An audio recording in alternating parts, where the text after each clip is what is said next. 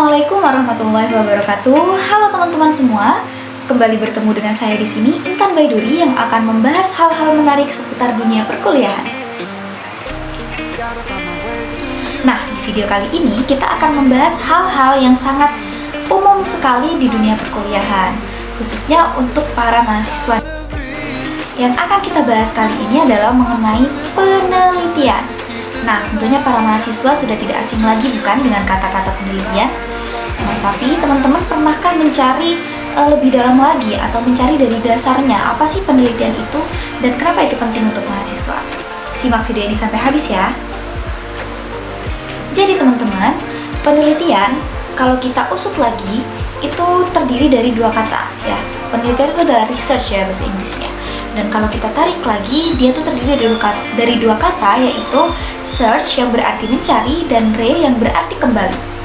Nah, kalau kita satukan, research itu artinya adalah mencari kembali atau mengulik kembali suatu fakta atau kebenaran. Nah, kalau kita jabarkan lebih luas lagi, penelitian adalah sebuah proses menarik kesimpulan dengan cara atau dengan langkah yang sistematis, seperti misalnya ada perumusan masalah, kemudian ada kerangka berpikir, kemudian ada pengajuan hipotesis, pengujian hipotesis, dan yang terakhir yaitu penarikan kesimpulan. Nah, selain yang aku sebutkan tadi mengenai pengertian penelitian, di sini ada beberapa pendapat dari para ilmuwan terdahulu mengenai penelitian ya teman-teman. Teman-teman bisa lihat sendiri di sini. Namun pada intinya penelitian itu adalah sebuah proses pemecahan masalah atau mencari cara memecahkan masalah dengan sebuah sistem yang sistematik dan terorganisir serta mengikuti metode ilmiah. Nah, kemudian apa yang disebut dengan metode ilmiah? Jadi metode ilmiah itu adalah suatu prosedur atau cara mengetahui sesuatu yang mempunyai langkah-langkah yang sistematis. Nah, langkah-langkah yang sistematis ini juga didukung dengan pendekatan-pendekatan yang logis dan objektif dalam menyelesaikan suatu masalah. Nah, selanjutnya kita akan cari tahu apa sih tujuan dari penelitian. Jadi teman-teman, tujuan penelitian itu ada 3. Yang pertama adalah tujuan eksploratif, yang kedua ada verifikatif, dan yang ketiga ada development. Yang eksploratif ini maksudnya dia menemukan sebuah fakta baru dari pengetahuan. Kemudian yang verifikatif adalah dia membuktikan kebenaran dari fakta yang sudah ada, dan yang development ini adalah mengembangkan fakta-fakta yang sudah ada sebelumnya.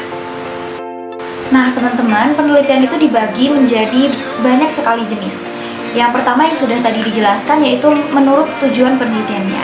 Kemudian di sini juga ada menurut proses yang dibagi lagi menjadi 2, yaitu penelitian dokumenter dan penelitian eksperimen. Kemudian dibagi juga menurut taraf kesimpulan. Yang pertama adalah penelitian deskriptif dan yang kedua adalah penelitian analitis.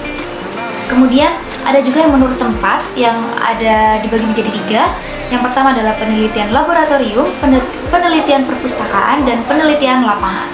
Kemudian menurut pemakaiannya, penelitian dibagi menjadi 2, yaitu ada penelitian murni dan ada penelitian terapan.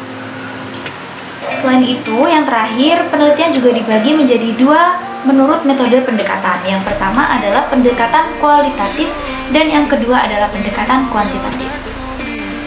Nah, sekarang kita akan mulai belajar mengenai kebutuhan dasar peneliti yang bersifat teknis.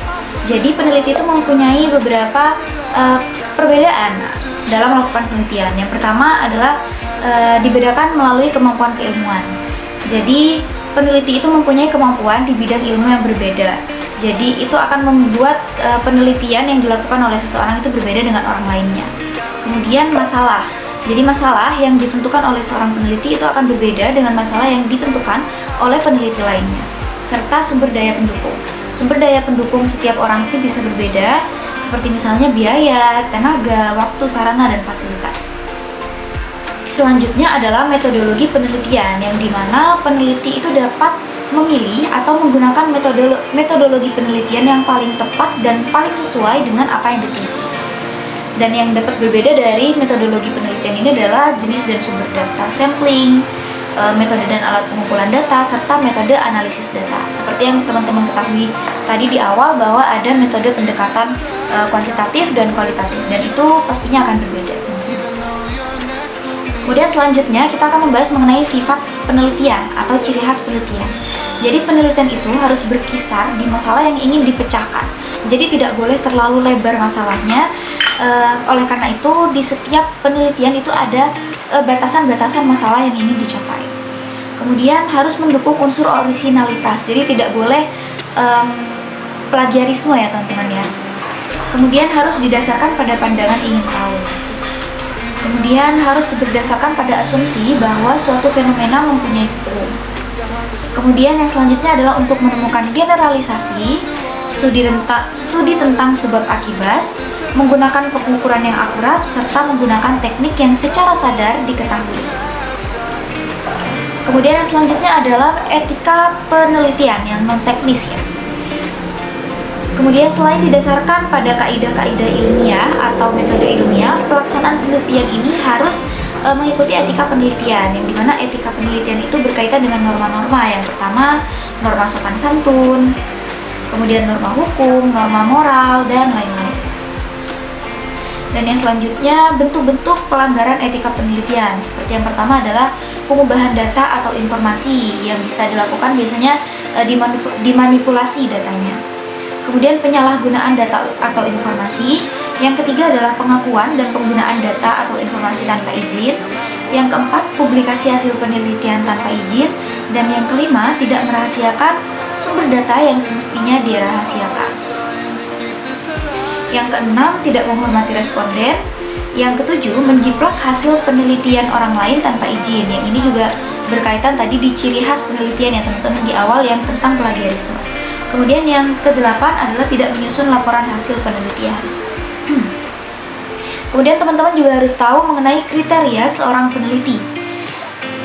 Jadi kriteria seorang peneliti itu ada beberapa ya. Di sini ada kompeten yang pertama, yaitu menguasai dan mampu melakukan penelitian bidang ilmu sesuai dengan bidang penelitian.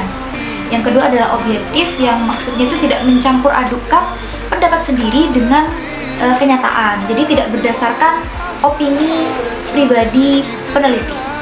Kemudian yang ketiga adalah jujur atau tidak memaksakan unsur subjektivitas ke dalam fakta. Dan yang ketiga adalah faktual, yang artinya bekerja berdasarkan fakta. Dan yang terakhir adalah terbuka atau bersedia menerima masukan dari orang lain, bersedia dipuji kebenaran hasil penelitiannya oleh orang lain, dan bersedia dikritik. Itu saja teman-teman dasar-dasar penelitian yang bisa kita bahas pada hari ini. Semoga bermanfaat untuk teman-teman semua dan semoga dapat meningkatkan pengetahuan para mahasiswa-mahasiswa, khususnya mahasiswa Universitas Trunojoyo Madura. Salam dari saya, terima kasih.